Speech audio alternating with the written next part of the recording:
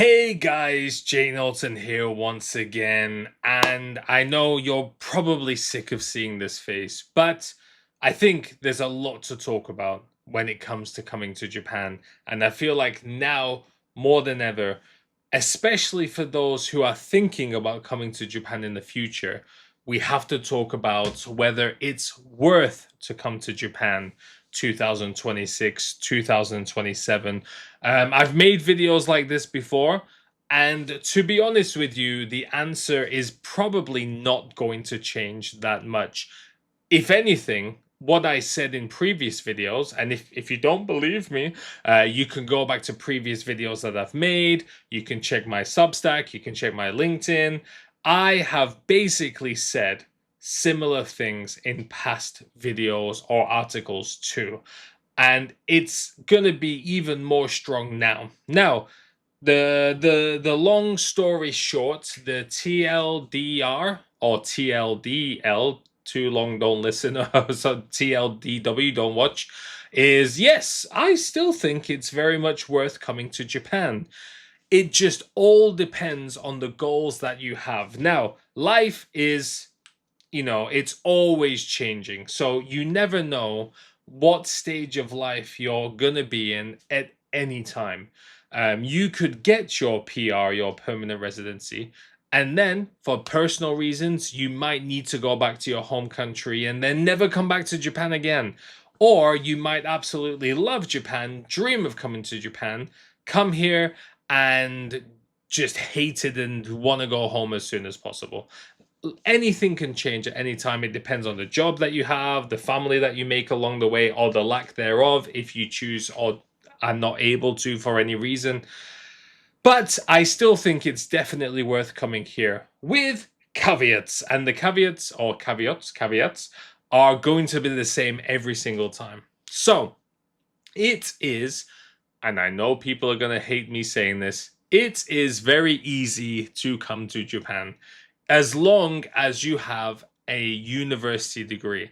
Now, getting a university degree for the sake of coming to Japan is another question because you're basically in debt. And depending on where you're from, how you repay those debts is going to be different. Luckily, from the UK, it's a income-based repayment system.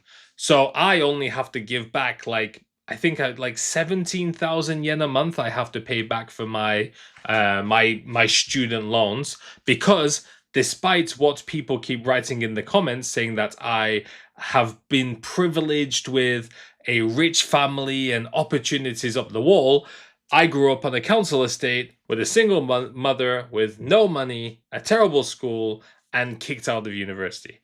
So I had to go to a second university, getting myself in more debt, but that is something to think about. Now, I honestly don't really like university. I hated university when I was there, but I was convinced that I absolutely needed to go. As it turns out, to come to Japan, I needed it, but I didn't know I was going to come to Japan when I started. If you are a young person and you're thinking, I want to live in Japan someday, you will need a university degree. Now, is it worth getting a degree to come to Japan? It depends on what you're going to study. So choose a field that is going to make sense for your future. Music studies, physical education, sociology, history might sound like fun subjects to you. They are not going to give you anything, regardless of Japan. Get a degree in education, or get a degree in AI or tech or something like that. Even game development, because there's a lot of game studios in Japan. Get a degree in something that will work for you wherever you are. If you think you're going to become an English teacher when you come to Japan, get a degree in education. Become a certified teacher, because you can work in big international schools in Japan and make good money doing so. So that's part one. Now, once you get to Japan, your salary is probably going to be quite low. And this is what you've got to think about for your future. Now, I've always said, even before these PR requirements got changed, You have to find better jobs. And this is something that people do not like to hear. I don't say it as a lazy thing. I don't say it as a get good kind of thing. I say it as your long time economical future thing, that you have to get a better job. You might enjoy your job making 250,000 yen a month, and it might tide you over right now. But once you get older, you are screwed. Yesterday, I made the video about the kind of net benefit, net gain conversation about, even if you're on 3 million yen a year, you might just be playing it safe when it comes to a net benefit for the country. But once you get to 65 years old, you're not going to have a home. You are just going to have to be renting even when you're retired. You're not going to have savings to enjoy yourself. You're not going to be able to pay for a nice nursing home. You're not going to have an affluent life. And that's just looking into retirement. You've got 35, 40, 45 years of work to do before that. And you don't really want to be living in another country, just living on the edge. I don't think anybody should be striving for that. And that's why maybe choosing a good degree is important to get into different fields. Learn Japanese. This triggers some people because you get a lot of people saying, I'm unable to learn languages. I'm sorry. What do you want? Okay, maybe it's difficult for you to learn languages. I failed most of my exams and I got kicked out of university for failing my exams. And even when I passed my exams, they were usually retakes or literally on the safe line of passing. I would not consider myself a smart cookie, but I got N2 within 3 years, and that's because I knew that it would help me and I wanted to engage with the community around me. You can make it fun, you can make it systemized, you can use it as a way to meet people in your area. Learning Japanese should be essential to your life. There might be jobs that don't need it in tech or in recruitment. And if you can get into those industries, then you don't even need to worry about the other things from saying, because you would be more safe for your future anyway. But if you do want to get into a better career, you need to learn Japanese and you need to get good at it as well. Certifications, not always the best proof of learning a language, but that's what Japan loves. Japan loves certifications. The PR needs certifications. A lot of jobs need certifications. It will help you. So, especially if you're an ALT or working, like when I came to Japan with Peppy Kids Club, I would study for 3 hours a day to get my Japanese better. And then I would be constantly searching for like pen pals to write emails to practice my Japanese. Because this was like 13, 14 years ago when we didn't have as much social media as we do now. And then I would rent DVDs from the Staya rental shop because Netflix wasn't in Japan yet. And I would just watch them again and again and again. I would just choose random stuff and watch them to learn vocabulary, see if I could figure out the stories, all that kind of stuff. You've got to learn the language. And you've got to really plan for your future. As I mentioned, and I'm going to drill this to death, like, no matter what country you live in, whether it's in the US, in the UK, in Japan, in Korea, in Canada, Australia, Vietnam, Myanmar, any country in the world, you have to plan what your future is going to look like in terms of what you want your career look like. If you have a family, what you think your family will be doing in a certain amount of time, your financial goals, how much money you've got in retirement, because you have to strive for something. You can't really just live day to day and just see what happens next. Like at the moment, when at the moment I'm doing fine. When I was in my previous job, when I was principal and doing italki, and my wife works full time, we were able to save 300 to 400,000 yen a month. And I would split that between NISA, or I would split that between Ideco, I would split that between cash savings, purchasing nice stuff for our home, buying a home, fully paying off a car without using any loans, making sure we are set up for the future. And when I started my NISA when I was like 31, 32, which is quite late, but still early enough, maxing it out as best as I can.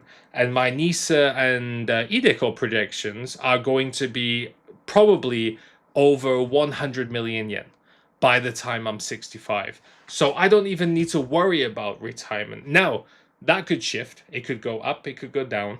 Hopefully, it goes up. But it's important to be planning every single month. Just sit down with your computer and think, how much money have I got now? If I invest this much, what will it look like in 30 years and stuff like that? You have to be an adult. And I know I get flack when I try to be serious and say you've got to be serious, but it's true.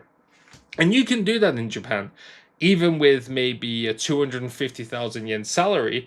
If you live on your own, just try and put 10,000 yen a month aside, because in 10 years' time, that's going to be over 1.5 million yen if you invest it properly.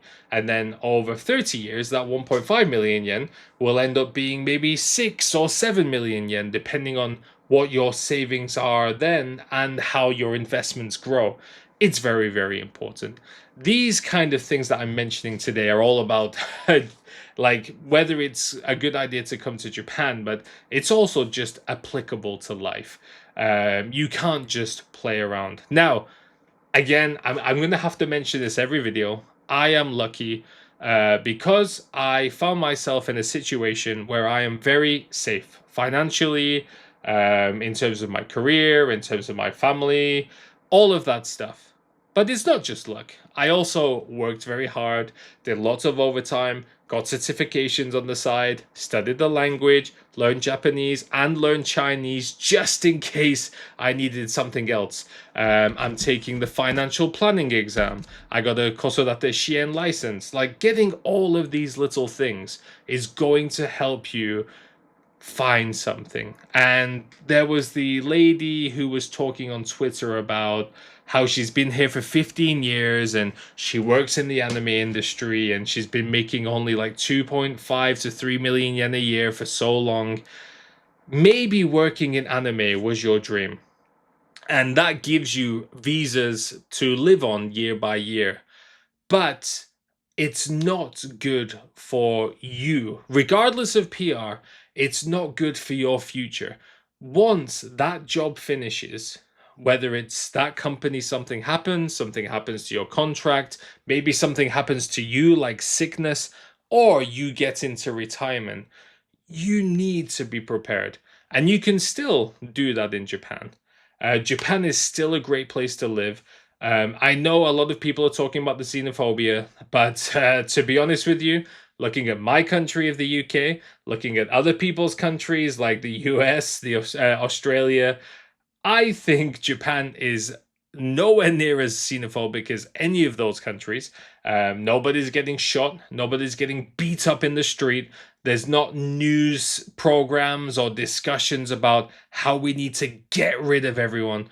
It's nowhere near that yet. But we have got to make sure we are good representatives of us and make sure that we can show that we can contribute to this country and be positive people in ways. But it doesn't sound like I was massively on topic about whether I recommend you come to Japan. I do recommend you come to Japan. Whether you start as an English teacher, whether you start in working in like a factory or something, but you've got to look to the future. What does your future look like? And how are you going to make that future happen? Because despite the fact that somebody called me entitled, despite the fact that I'm the one advocating for working and trying to get things are not going to come to you just because you believe you deserve it. You might deserve it. You might feel you deserve it. Your friends might feel you deserve it. But unless somebody thinks you deserve it enough to give it to you, unfortunately, we have to make the changes. But thank you all for watching, guys, and I'll see you next time.